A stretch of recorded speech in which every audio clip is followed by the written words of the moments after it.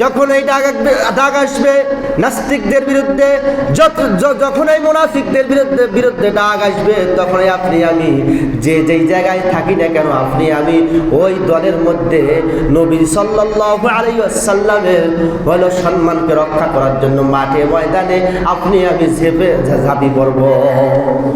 কি বলেন, ঠিক কিনা? ভারতে যেমন নবীজি সাল্লাল্লাহু আলাইহি ওয়াসাল্লামকে কুটুক্তি করছেন এক নেতা, কি বলেন, ঠিক না? দেখেন না আপনারা? আমরা দেখতেছি না? কথা বলেন না কেন? যখনই ডাক আসবে আমরা হলো যেভাবেই হোক আমরা প্রতিবাদ করব। এখান থেকে আমরা প্রতিবাদ করব। রব্বুল আলামিন দেখুক, মদিনাওয়ালা দেখুক যে পঞ্চপুকুরের মানুষ হলো ইসলাম প্রিয়, যে আমাকে কত মহব্বত করে, তারা আমার সম্মানকে, তারা ওই যে হিন্দুরা তারা আজকে আমাকে কুটুক্তি করার কারণে আমার উম্মতেরা তারা ঘরে বসে নাই, তারা মাঠের মধ্যে আছে। কথা বলে ঠিক কিনা? এই জন্য যেই ডাক দেব না কেন আমরা নবীজি সাল্লাল্লাহু আলাইহি ওয়াসাল্লামকে সম্মান রক্ষা করার খাতিরে আমরা হলো মাঠে ময়দানে থাকবো ইনশাআল্লাহ।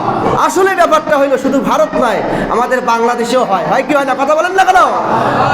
কথা বলেন না কেন? হয় কি হয় না?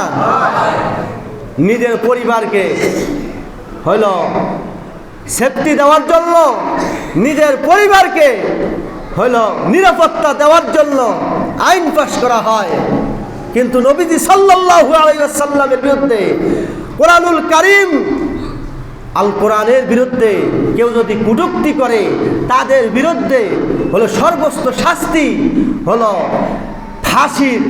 ফাঁসির রায় দিতে হবে। এটা গততে আমরা দেখেছি পারে নাই। কথা বলেন ঠিক কিনা? যতগুলি সরকার অতিবাহিত হয়েছে কেউ পারে? কথা বলেন, কেউ পারে? আমরা আগামীতে এমন বাংলা সাজাবো যেই বাংলার মধ্যে যারা আমার রাসূলকে নিয়ে, রব্বুল আলামিনকে নিয়ে তারা কটূক্তি করবে, ইসলামকে নিয়ে যারা কটূক্তি করবে, তাদের সর্বোচ্চ আমরা ফাঁসির রায় আমরা এইরকম হলো সংসদের মধ্যে আইন পাশ করাতে চাই। কথা বলেন ঠিক কিনা? আইন যদি পাশ করাতে চান তাহলে ওই জায়গায় হলো ঈমানওয়ালা লোকদেরকে আপনাকে আমাকে প্রতিনিধি করে পাঠাতে হবে। কথা বলেন ঠিক কিনা? আল্লাহ তাআলা আমাদের সকলকে দ্বীনের জন্য, ইসলামের জন্য কবুল করুক। সকলে বলে আমিন। রাসূলুল্লাহ সাল্লাল্লাহু আলাইহি ওয়াসাল্লামের বিরুদ্ধে যদি কটূক্তি হয় তাহলে ওই দেশের ক্ষতি, ওই জনগণ জানমালের ক্ষতি, বিভিন্ন রকম দাঙ্গা হাঙ্গামা হওয়ার সম্ভাবনা থাকে কি থাকে না? কথা বলেন না কেন? আর যদি সর্বোচ্চ ফাঁসির রায় থাকে তাহলে আইনের আওতায় তারা চলে যাবে। কথা বলেন ঠিক কিনা? সম্মানিত মুসল্লিয়ানে করম, আসুন আমরা যতদিন বেঁচে থাকবো ইসলামের দ্বীনের সৈনিক হয়ে আল্লাহ তাআলা আমাদের সকলকে বেঁচে থাকার তৌফিক দান করুন। সকলে বলে আমিন। ওয়া আখিরু দাওয়ানা আলহামদুলিল্লাহি রাব্বিল আলামিন।